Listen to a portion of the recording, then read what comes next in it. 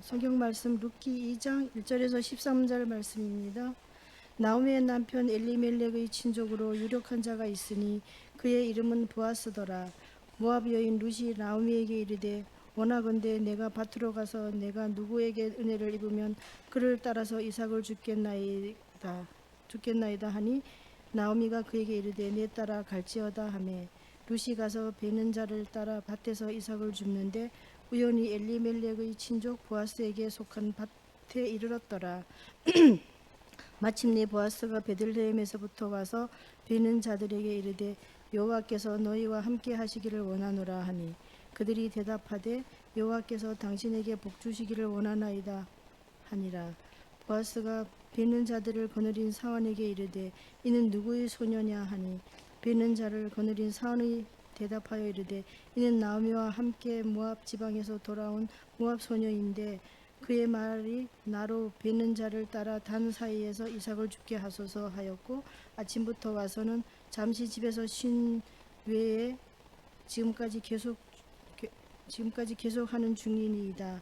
보아스가 룻에게 이르되 내 따라 들으라. 이삭을 주우러 다른 밭으로 가지 말며 여기서 떠나지 말고 나의 소녀들과 함께 있으라.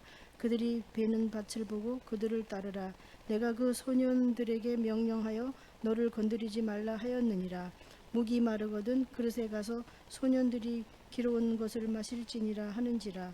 룻이 엎드려 얼굴을 땅에 대고 절하며 그에게 이르되 나는 이방 여인이거늘 당신이 어찌하여 내게 은혜를 베푸시며 나를 돌보시나이까 하니 보아스가 그에게 대답하여 이르되 네 남편이 죽은 후로 네가 시어머니에게 행한 모든 것과 네 부모와 고국을 떠나 전에 알지 못하던 백성에게로 온 일이 네게 분명히 알려졌느니라.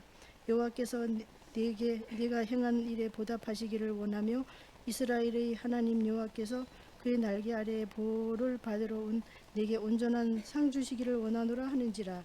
룻이 이르되 내 주여 내가 당신께 은혜 입기를 원하나이다. 나는 당신의 하녀 중에 하녀와도 같지 못하오나 당신이 이 하녀를 위로하시고 마음을 기쁘게 하는 말씀을 하셨나이다 하니라. 룻기 4장 13절에서 17절 말씀. 이에 보아스가 룻을 맞이하여 아내로 삼고 그에게 들어갔더니 여호와께서 그에게 임신하게 하심으로 그가 아들을 낳으니라. 여인들이 나오미에게 이르되 찬송할지로다. 여호와께서 오늘 네게 기어 물을 자가 없게 하지 아니하셨도다. 이 아이의 이름이 이스라엘 중에 유명하게 되기를 원하노라. 이는 내 생명의 회복자이며 내 노년의 복량자라. 곧 너를 사랑하며 7 아들보다 귀한 네 며느리가 낳은 자로다 하니라. 나오미가 아기를 받아 품에 품고 그의 양육자가 되니 그의 이웃 여인들이 그에게 이름을 지어주되 나오미에게 아들이 태어났다 하여 그의 이름을 오벳이라 하였는데 그의 다윗의 아버지인 이새의 아버지였더라. 마태복음 1장 5절 말씀. 살몬은 라합에게서 보아스를 낳고 보아스는 룻에게서 오벳을 낳고 오벳은 이새를 낳고. 아멘.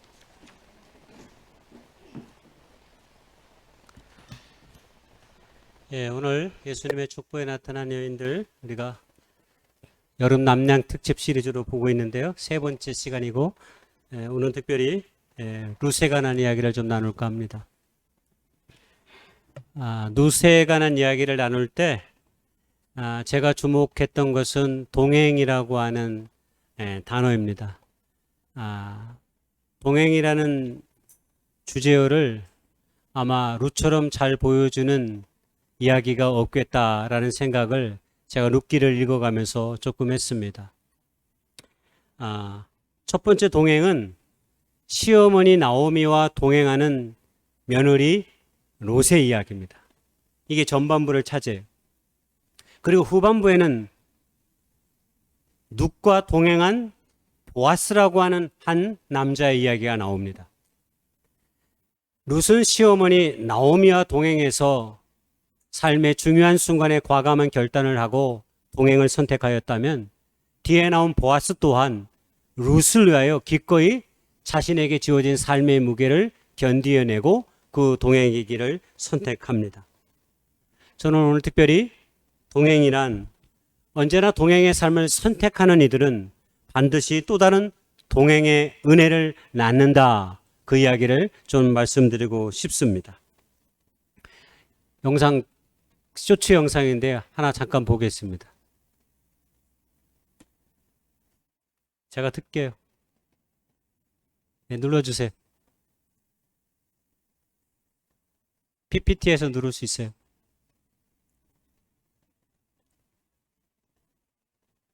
뇌소증을 가진 소녀는 학교에서 첫 운동회를 참가하게 되었습니다. 다들 멀찍이 뛰어나갈 때 친구들의 뒷모습을 바라보며 뛸 수밖에 없었는데요. 소년의 친구는 뒤늦게 출발하여 천천히 발걸음을 맞춰줍니다. 잘 오고 있는지 뒤를 돌아보며 같이 가주네요. 경기 시작 전에 선생님은 소년에게 먼저 출발할 것을 권했지만 다른 친구들과 똑같이 시작하고 싶었고 홀로 뛰는 소년을 친구가 함께한 것이었는데요. 외롭고 힘든 길이라도 나를 응원하고 지지해줄 친구 한 명만 있다면 괜찮은 삶이지 않을까 생각이 드네요. 짧은 영상이지만 동행이란 무엇일까를 외소증을 앓는 한 아이도 보여주었고요. 그리고 그 곁에서 뛰었던 한 친구도 그대로 보여줬습니다. 선생님은 먼저 뛰라고 하는 말을 외소증을 가진 아이는 거절합니다. 친구들과 같이 뛰겠습니다. 그리고 그 옆에 있던 친구는 그런 친구의 또 다른 동행의 길을 선택하죠. 우리의 삶 가운데 들여다보면 항상 기꺼이 내 무거운 짐을 기꺼이 동행해주는 친구를 통해서 우리가 때로 가벼움을 누리기도 합니다. 그리고 그런 삶은 또 다른 동행의 역사를 낳기도 하는 거죠. 저는 눕기를 통해서 그 동행의 놀라운 역사의 환희가 눕기를 읽으면서 내내 제 마음속에 부딪혀 왔습니다. 그래서 오늘은 제가 눕기를 이 동행이라는 시각을 통해서 여러분에게 말씀드리고 싶습니다. 눕기의 내용은 우리가 길게 다 읽었지만 앞에는 읽지 않았기 때문에 제가 좀 설명을 하겠습니다. 이스라엘 땅에 살고 있었던 한 가정이 기근을 만나가지고 옆에 있는 모압 지방으로 이주해 갔습니다. 그 가장의 이름은 엘리멜렉입니다. 그리고 그의 아내는 나오미입니다. 그리고 두 아들과 같이 갔는데 두 아들은 말론과 기울인이었습니다. 그러던 어느 날 아버지가 엘리멜렉이 그 모압 땅에서 죽었습니다. 그리고 두 아들인 말론과 기륜은 그의 와이프들을 얻었는데 한 명은 누시고 한 명은 오르바입니다. 그런데 고기어렵게도 두 아들이었던 말론과 기륜도 얼마 가지 않아서 세상을 떠나버렸습니다. 졸지에 이 가족의 남은 사람들은 여인 3명이었습니다. 그때 한 10년쯤 되었을 때 마침 이스라엘 땅에 기근이 해갈됐다는 소식을 듣습니다. 그러자 나오미와 두 며느리를 데리고 나오미는 이스라엘 땅으로 가야 되겠다라는 생각을 했습니다. 왜냐하면 그래도 이방의 땅보다는 그래도 내 고향 땅이 내가 밥을 빌어 먹고 사는 일에는 조금 덜 힘들지 않겠느냐라고 생각하였기 때문입니다. 그래서 시어머니 나오미가 두 며느리 롯과 이 오르바라는 여인을 데리고 출발합니다. 성경을 잘 읽어보면 처음부터 두 며느리를 안 데리고 간 게 아니에요. 데리고 갔어요. 그런데 데리고 가는 그 여정 가운데 갑자기 시어머니 나오미가 생각을 했던 것 같습니다. 아, 그래도 이건 아니지. 그러면서 두 며느리를 여행 중에 부릅니다. 너희가 이제 그냥 친정집으로 돌아가는 것이 좋겠다. 너희들이 나와 같이 이스라엘 땅에 가서 산다는 건 너무 어렵고 힘든 일이기 때문에 너희가 이제 남편도 죽었고 얼마든지 새로운 삶을 살아갈 수 있는 기회가 있으니 너희 고향집으로 돌아가라. 원래 자리로 돌아가라. 라고 얘기했습니다. 그때 두 며느리가 울며 한 목소리로 어머니와 함께 가겠다고 말합니다. 물론 요즘에는 이런 며느리가 별로 없습니다. 두 며느리가 어머니와 함께 가겠다고 말해요. 그러니까 시어머니 나오미가 지난번에 다말을 얘기할 때 소개한 계대보호법 있잖아요. 아들을 낳지 못하고 죽으면 동생의 며느리가 대신 할 수 있고요. 그렇게 계속해서 밑으로 내려가는 거. 근데 지금 남아있는 사람이 누구예요? 아무도 없어요. 그래서 나중에 시어머니가 무슨 말을 하냐면 야, 내가 이제라도 장가를 가서 이 시집을 가가지고 아이를 낳을 수도 있는 것도 아니고, 그리고 그 아이가 나중에 커서 너희들과 결혼한다고 그래도 이게 얼마나 오랜 세월이 걸리겠느냐. 그러니 안 된다. 그러니 너희 집으로 돌아가라 라고 말했던 거예요. 얼마나 합리적이고 이성적인 말입니까? 이렇게 설득했으면 당연히 말을 들어야 되잖아요. 그래서 오르바라고 하는 이 한 여인은 그런 것 같습니다. 오르바라는 여인이 나쁜 여인이 아니에요. 여러분 착각하면 안 돼요. 성경에 그런 얘기 없으니까 룻의 선택 때문에 오르바가 잘못된 여자처럼 보여지는데 꼭 그런 것은 아니에요.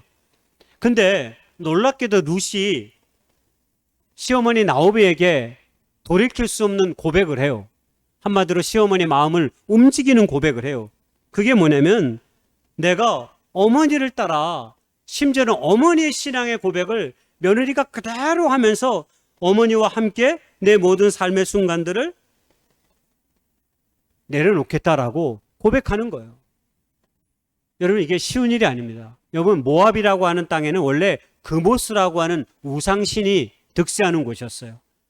그러니까 아마 모르긴 몰라도 룻은 모압 사람이었기 때문에 그모스라는 신을 섬겼을 것입니다. 그런데 이 엘리멜렉의 집에 시집을 오고 나서 이들이 믿는 하나님을 아마 온전히 자기의 신으로 받아들였던 것 같아. 그러니까 오늘 시어머니 나오미에게 말하고 있는 룻의 고백을 보세요. 믿음의 사람들이 하는 고백과 전혀 다를 바가 없습니다. 내가 당신과 함께 내 모든 운명의 삶을 함께 하겠다라고 하는 이런 고백이잖아요. 요새 이런 며느리가 어디 있어요. 네. 같이 안 살면 행복이고, 그 다음 얘기는 안 하겠습니다. 조금 떨어져 살면 더 좋고, 네. 뭐 그런 걸 수 있죠. 근데 룻은 놀랄만한 고백을 지금 하고 있는 거예요. 한마디로 이 집에 시집 와가지고 모르긴 몰라도 시어머니 나오미가 됐든 엘리멜렉이 됐든 두 아들이 됐든 하나님에 대한 신앙을 받아들이고 변화되어진 삶의 모습을 보여주고 있는 거예요. 그래서 시어머니와 동행을 선택하는 거예요. 여러분 같으면 여러분 이 동행의 선택이 쉽습니까? 이건 정말로 어렵습니다. 유명한 프랑스의 철학자 시몬 베유라는 사람이 동행을 잘하는 사람을 뭐라고 얘기하냐면 본능을 거스르는 노력을 실천에 옮기는 사람이다. 이렇게 얘기했어요. 본능을 거스르는 노력. 여러분, 우리가 예수를 믿고 사는 그리스도인입니다. 어쩌면 그리스도인들이 딱 이 얘기에 적합한 삶을 사는 사람들 아니에요? 우리가 주님을 알지 못했을 때는 내 육체의 소욕대로 살아왔습니다. 내 마음이 원하는 것들을 하며 살아왔습니다. 근데 우리가 주님을 만나고 난 후에 주님께서 우리 가운데 들어오시니까 우리 안에 선한 마음이, 의를 행하고자 하는 마음이, 하나님의 영광을 높이고자 하는 마음이 새록새록 솟아나지 않습니까? 그래서 우리가 아직 육체의 본능은 남아있지만 끊임없이 이 육체의 본능을 넘어서 하나님의 뜻을 생각하면서 하나님이 기뻐하시는 길을 걸어가려고 몸부림치고 판단하며 사는 사람들, 여러분 그런 사람들이 오늘 그리스도인들이잖아요. 근데 지금 꼭 룻이 쉽게 어떤 며느리가 낯선 땅에 시어머니와 함께 아무도 자신들을 지지해주고 지탱해줄 그 어떤 것도 없는 상황 속에서 얼마나 척박하고 흉측한 상황인지는 제가 좀 뒤에 더 설명하도록 하겠습니다. 그런데 기꺼이 이런 선택을 룻이 하는 것이죠. 하나님을 믿는 사람이 아니면 정말 선택할 수 없는 그런 선택입니다. 데이비드 브룩스라는 사람은 사람으로 산다는 것이란 책에서 최근에 똑같이 동행의 능력을 이렇게 정의했어요. 동행에 대해서. 편안함을 같이 한번 읽어보겠습니다. 시작. 편안함을 추구하는 자기 본능을 거스르며 다른 사람의 시간표를 의식하는 능력. 와, 난 너무 저 정의가 너무 마음에 많이 와닿았어요. 여러분에게 제일 마음에 와닿는 단어가 어떤 거예요? 제게는 다른 사람의 시간표를 의식하는 능력이라는 이 문장이었어요. 우리가 하나님을 믿고 예수님을 믿으면 내 시간표에 모든 것에 초점을 맞추는 것이 아니라 하나님의 시간에, 하나님이 보시는 거예요. 오늘 본문에 의하면 어려움을 당하는 사람의 시간에 내 삶의 시간을 맞추는 것입니다. 바로 룻이 그런 것입니다. 여러분, 우리가 주님을 받아들이면 우리 안에 어떤 마음이 커져갑니까? 타인을 생각하는 마음이 커져갑니다. 이웃을 생각하는 마음이 커져갑니다. 그것뿐입니까? 이제는 뭘 해도 내가 중요했어요. 내가 잘 살아야 하고, 내가 먼저 성공해야 되고, 내가 먼저 1등 해야 되고, 그렇게 몸부림쳐 살아왔습니다. 그러나 주님이 우리 안에 들어오시면 우리는 때로 원수조차도 긍휼의 눈으로 바라보려고 애를 쓰는 것이죠. 이게 믿음의 사람들, 하나님을 모신 사람들의 특징인 것이죠. 여러분이 갖고 있는 재능과 칭찬은 무엇입니까? 여러분이 갖고 있는 재능과 은사에 대해서 누군가가 칭찬하실 일이 있을 거예요. 여러분, 그때 받았던 칭찬의 내용이 뭡니까?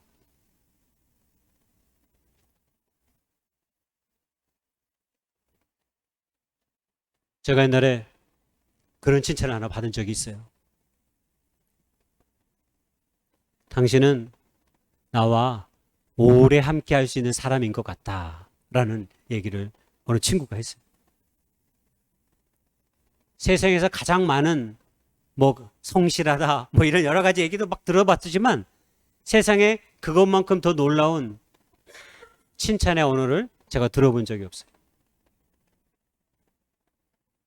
어쩌면 친구라는 건 뭐예요? 그 단어가 오랫동안 두고 사귄 벗이에요.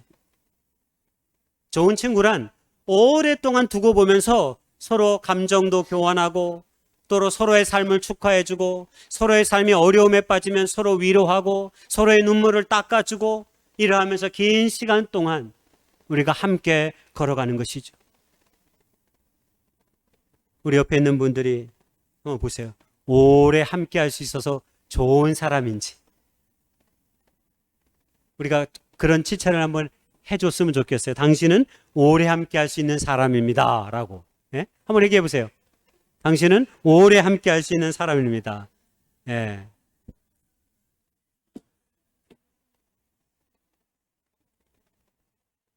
요즘 젊은 친구들은 번개처럼 만났다가 정광석처럼 헤어진대요. 예? 번개처럼 만났다가 눈이 탁 맞았다가 사귀다 그 1일.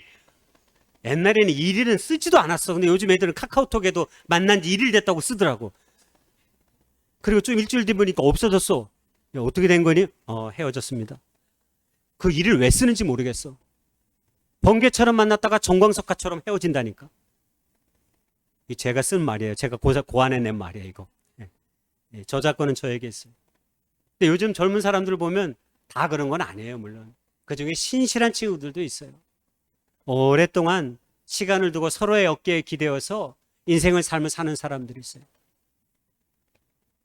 옛날 어느 잡지에 샘턴가 그랬던 것 같은데 친구들끼리 산행하는 모임이 있었대요. 오랜만에 친구들끼리 모여서 산행을 했대요. 그런데 약간 몸이 비대한 친구가 그 모임 중에 한 명이 있었답니다. 그래서 이 친구들이 지리산을 산행하려고 하는데 중산리에서 노고던까지가 한 30km 정도 된대요. 그래서 보통의 사람들은 1박 2일이면 이 중산리에서 노고던까지 간대요. 그런데 이 친구들은 이 중산리에서 노고단까지 가는 여행을 3박 4일을 정했대요. 그리고 그 시간 동안 숙소에서 하루 자고 텐트를 치면서 잠을 자면서 3박 4일의 시간 동안 완주를 했대요. 종주를 했대요. 친구들은 처음부터 몸이 비대한 그 친구가 하루에 걸을 수 있는 양이 적을 것을 알았습니다. 그래서 그 친구를 위해서 처음부터 친구들끼리 모여서 야, 우리 좀 시간을 많이 내서 저 친구와 같이 우리가 종주하자. 그래가지고 처음부터 3박 4일의 시간을 잡았대요. 얼마나 멋진 동행의 이야기인지 모르겠습니다. 동행이란 이런 것입니다. 우리의 삶을 동행으로 이끄는 데 가장 중요한 성품이 있습니다. 여러분, 그게 뭘까요? 바로 연민입니다. 사랑입니다. 희생입니다. 누군가와 특별히 사랑하는 친구와 우리의 가까운 사람들과 오랜 동행길을 걷게 하는 힘, 거기에는 희생과 연민과 사랑 같은 것이 있습니다. 그런 것으로 심겨져야 동행이 깊어집니다. 그런데 어떤 사람들은 그 동행을 늘 무엇인가 받으려고만 하죠. 뭘 인정해 주기만을 바라는 거죠. 그런 동행의 삶은 얼마 같지 않습니다. 그러나 끊임없이 연민의 눈으로 친구를 바라보며 그를 대신해서 내가 희생할 수 있는 것이면 기꺼이 그 짐을 지고 내가 베풀 수 있는 사랑의 짐을 기꺼이 베푸는 것, 그것이 우리를 긴 동행의 시간으로 이끈다라고 하는 것입니다. 지금 룻이 시어머니 나오미와 동행하면서 지금 이스라엘 땅으로 향하고 있습니다. 룻이 계산기를 두드려 가지고 시어머니를 따라가면 인생이 편하게 될 것이다. 여러분, 이런 생각을 한 게 아니에요. 그저 자기에게 지금 주어진 이 현실 속에서 시어머니 나오미를 생각하면서 자기가 할 수 있는 최고의 방법이 무엇일까를 아마 그는 고민했을 것입니다. 그리고 연로한 시어머니와 함께 비록 낯선 땅이지만 거기에 무엇이 있을지, 비록 자기를 알고 있는 사람이 단 한 명도 없을지라도 기꺼이 시어머니와 동행의 삶을 선택한 것입니다. 상황이 안 좋으면 우리는 기꺼이 가던 길도 멈춰서 돌아서는 것이 오늘날 우리의 소욕대로 사는 우리의 모습이기도 합니다. 그러나 룻은 그러지 않았습니다. 이렇게 룻은 나오미와 더불어서 고향 땅에 정착을 했습니다. 그런데 고향 땅에 돌아와 보니까 먹을 것이 없습니다. 거할 것도 변변치 않고 심지어는 먹을 것도 없으니까 어느 날 룻이 나오미에게 말했습니다. 어머니, 제가 밭에 나가서 이삭을 주워오겠습니다. 이삭을 주워오겠습니다. 기가 막힌 현실이죠. 그 먼 길을 시어머니를 따라 이스라엘 땅으로 왔는데 부딪힌 현실 생활은 더 참혹했습니다. 들어가면 다른 사람들은 농사를 짓고 추수를 하는데 룻과 나오미는 농사지을 단 한 평에 논도 없고 땅도 없고 밭도 없습니다. 그러니 남들이 혹시 추수하다가 떨어진 이삭이라도 주어서 삶을 연명해야 되겠다라고 아마 룻이 생각했던 것 같아요. 변변치 않은 삶의 현실 속에서도 룻은 절망해하지 않는 거죠. 자신이 할 수 있는 최선의 일이 무엇일까를 고민하다가 추수하는 밭에 가서 밀 이삭을 줍고 그것을 부비어 한 끼의 양식을 하면 되겠다고 생각했던 것입니다. 그래서 밭으로 나갑니다. 그러다 우연히 엘리멜렉의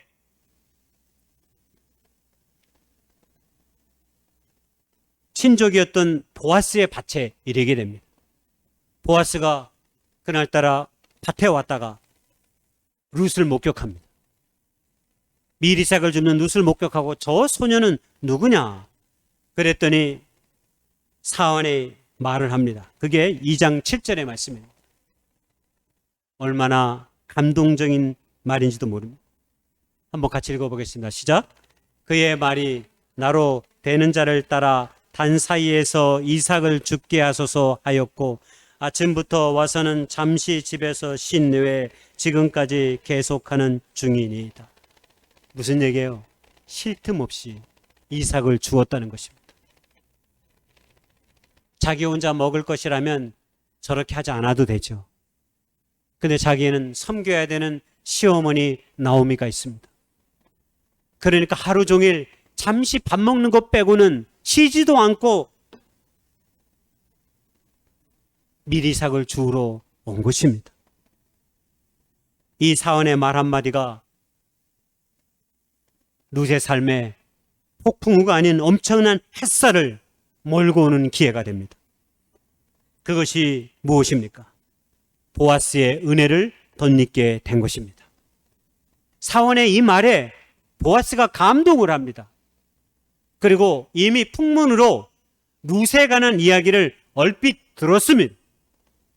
그렇기 때문에 사원의 이 말에 더 큰 감동을 느꼈던 거예요. 11절에 보면 보아스가 룻에게 말합니다. 네 남편이 죽은 후로 내가 시어머니에게 행한 모든 것과 내 부모와 고국을 떠나 전에 알지 못하던 백성에게로 온 일이 내게 분명히 알려졌느니라. 그렇습니다. 뭐라고 돼 있어요? 시어머니에게 행한 모든 것.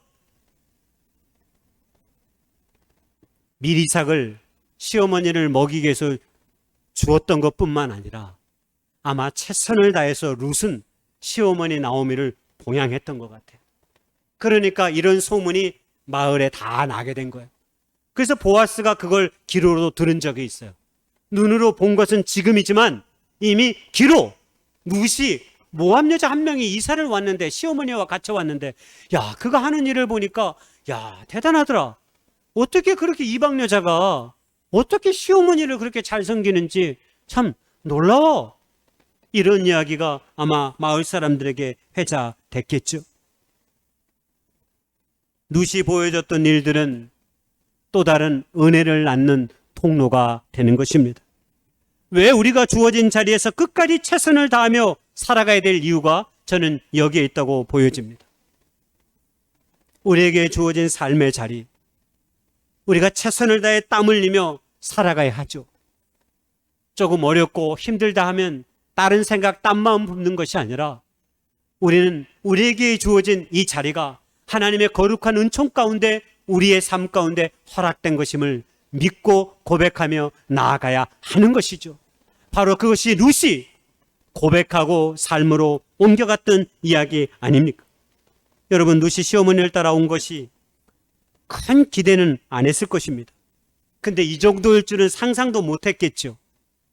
바람병 일굴 수 있는 뭐하다 하는 오직 먹을 것이 없으면 미리삭을 거둘 때 나갈 수밖에 없는 이 비참한 현실 속에서도 룻은 부정적인 내색 한 번 안 하고 얼굴 한색 변하지 아니하고 오직 시어머니 나오미를 곁에서 모시며 순종하며 살아가고 있는 것을 우리가 알 수 있는 거죠.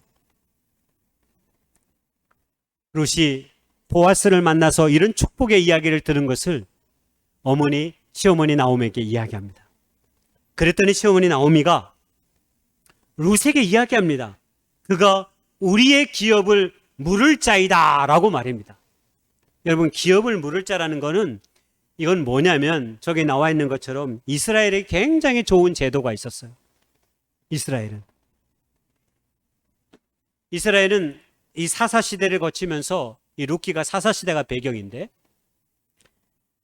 이스라엘 백성들은 하나님께서 땅을 주셨고 그 믿음 가운데 살아. 그래서 모든 백성은 땅에 있어요. 근데 그 땅이 일구며 살아가는데 기근이 일거나 무슨 문제가 생기거나 그러면 어쩔 수 없이 자기의 밭이나 자기의 논을 다른 사람에게 양도를 할 때가 있어요. 왜? 살 길이 막막하니까. 그걸 기업을 물은다니.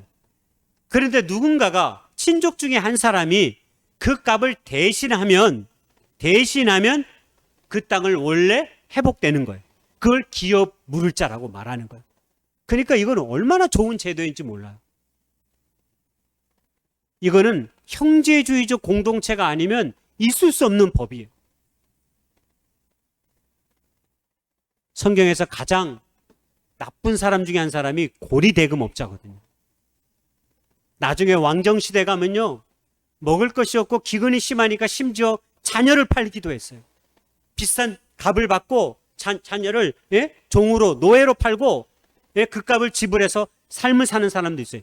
그래서 하나님께서 애혼자들을 보내서 이런 나쁜 패단을 내가 진작 없애려고 제도를 만들어 놨고 했는데 왜 지키지 않느냐라고 하면서 막 화내시는 하나님의 이야기가 예언자들을 통해서 많이 있습니다. 그러니까 이런 제도는 얼마나 따스한 제도인지 몰라요. 시어머니가 나오미가 보아스가 우리의 기업을 물을 자임을 가르쳐주면서 그가 기업을 물을 수 있도록 이 룻에게 방법을 다 가르쳐줘요. 그래서 그 방법대로 룻이 행해서 결국 보아스의 약속을 받아냅니다. 근데 공교롭게 보아스는 이 기업, 엘리멜렉의 기업을 물을 자의 2순위였어요. 1순위가 아니었어요. 친족 가운데 가장 가까운 친족 1순위, 그 다음에 그 친족 다음이 2순위였어. 그래서 만약에 제 1순위였던 친족이 자기가 만약 기업을 물으면 보아스는 기업을 물을 수가 없는 거예요. 그래서 보아스가 약속했어요. 만약에 첫 번째로 기업을 물을 사람이 난 못하겠다 그러면 그때 내가 하겠습니다 라고 약속을 해요. 근데 여러분, 어떤 정신 나간 사람이 이 기업을 물으겠어요? 시집 갔다 온 여인과 결혼도 해야 되고, 거기다가 그의 시어머니도 복양해야 되고, 자기도 삶을 살아야 되고. 여러분, 정상적인 사람이라면 이 기업을 안 물으죠. 그러니 당연히 1순위에 있었던 친족은 난 못하겠습니다 그거. 내가 왜 그런 힘든 일을 사서 합니까? 난 못하겠습니다. 결국 보아스가 기업 물을 자가 되었습니다. 그래서 롯과의 약속을 이행하는 거죠. 그래서 엘리멜렉이 빚을 져가지고 모압으로 이사 왔었잖아요. 그래서 그 모든 빚을 보아스가 다 갚습니다. 그리고 롯과 결혼하여 죽은 자의 이름을 이어가도록 했습니다. 여러분, 보아스에게 돌아오는 것은 아무것도 없습니다. 그러나 연민의 마음으로 룻과 동행해서 결혼하고 나오미를 봉양했습니다. 자신의 물질도 재정적으로 보면 엄청난 손해를 본 것입니다. 그러나 그가 기업 물을 자의 책임을 다한 것이죠.